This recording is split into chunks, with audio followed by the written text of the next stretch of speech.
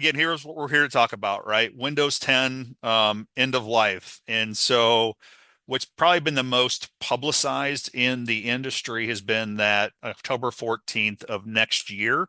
So just shy of a year out from now, end of life of the general availability channels of Windows 10.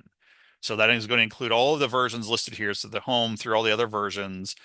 One of the things that, depending on how much you've been around from the Windows 7 and even the Windows 2012, is that Microsoft has a program even after they've ended mainstream security support called Extended Security Updates, or ESU.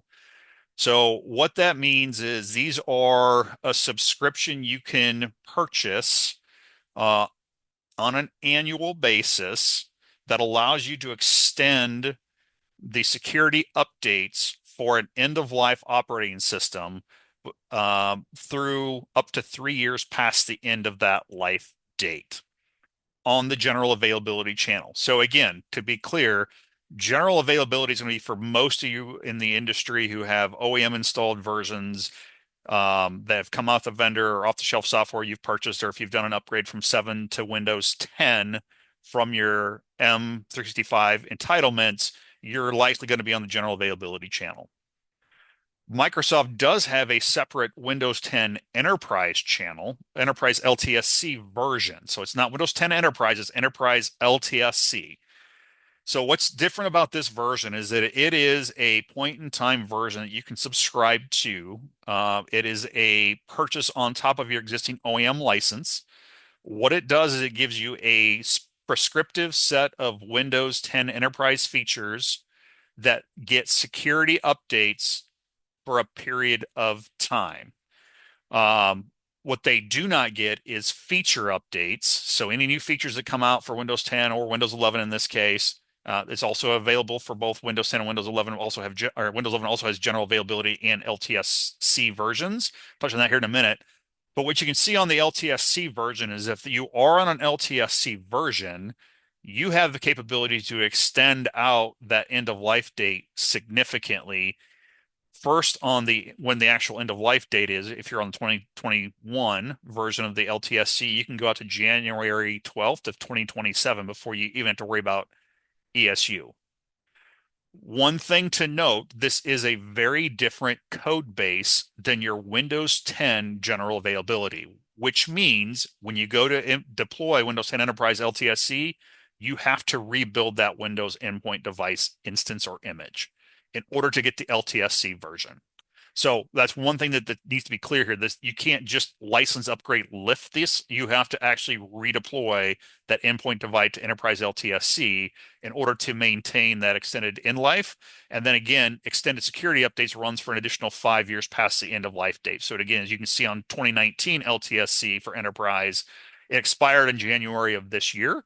However, you could push it out until January of 2029 with extended security updates. So just kind of a level set in terms of kind of the dates, the details.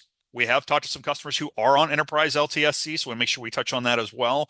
It's also a potential strategy that we'll talk about a little bit further on here in terms of an upgrade path. If you have dependencies on Windows 10, can't go to Windows 11, maybe your hardware doesn't support Windows 11. We'll talk about that here in a minute as well. This may be an option to consider, although you still are going to have to go out and touch those devices. So with that, we'll move forward. So let's talk a little bit about extended security updates. We touched on this, again, this is how you can actually extend that Microsoft pronounced end of life date for your Windows 10 instances in your environment. Again, these are ballpark numbers, but this is kind of what's been published and kind of documented from Microsoft's perspective is that, first year is about roughly $61 per device.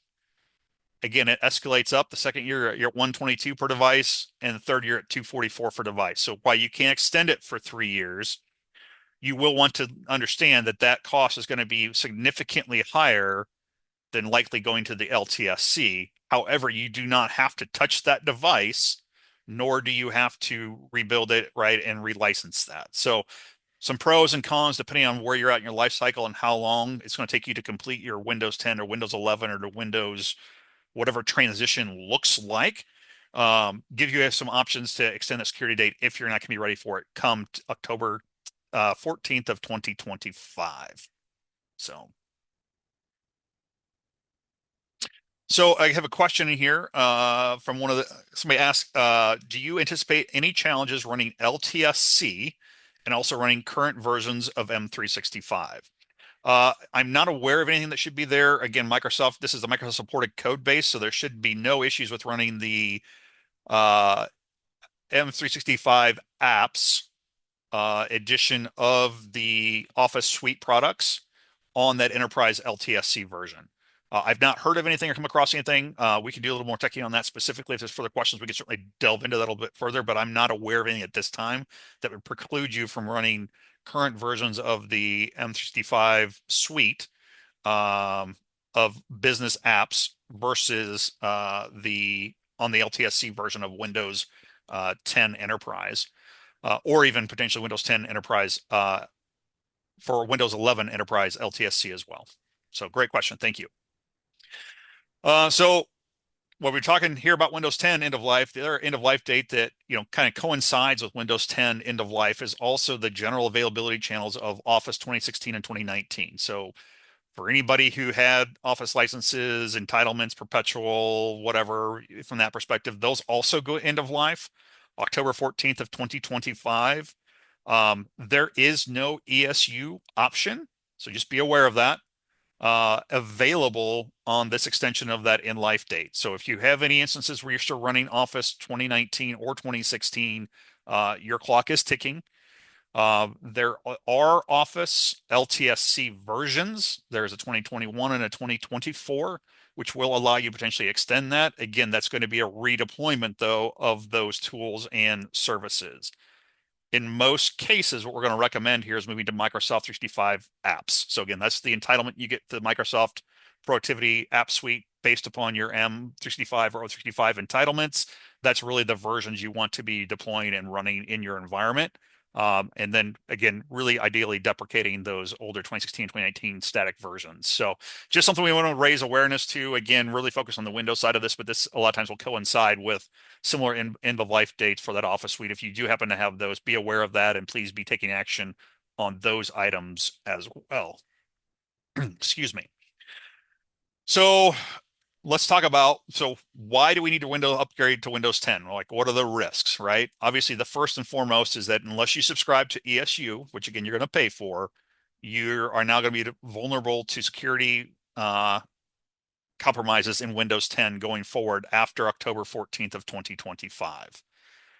The other big one here is going to be compliance. So if you're a compliance requirement industry, generally speaking, just having end of life unsupported OSs in your environment is going to be a compliance red flag and issue. So that's going to be something you need to get addressed if you're a compliant requirement organization. Longer term, if you're trying to continue to extend Windows 10 without the extended security updates, one of the bigger things is going to be compatibility. As software vendors will, once an operating system hits end of life, they will generally stop that support because, again, they can't get support from the manufacturer, Microsoft specifically. So they will also then generally deprecate supporting those legacy OSs as well. So that's something that, again, maybe not year one, but as you get into year two, year three, you may run into compatibility issues. So it's just something to keep in mind. Obviously, no new features for the Windows 10 environment. Obviously, again, increased maintenance costs because you're going to have to pay for those extended security updates if you do choose to at least maintain your security posture, which we would highly recommend. And again, and ultimately, like I said, no support from Microsoft. So if you have a compatibility issue with the OS hardware, generally speaking, both from a manufacturing hardware perspective as well as from the Microsoft support perspective, you're going to be out of support and on your own to resolve and troubleshoot any of those issues from those endpoint devices.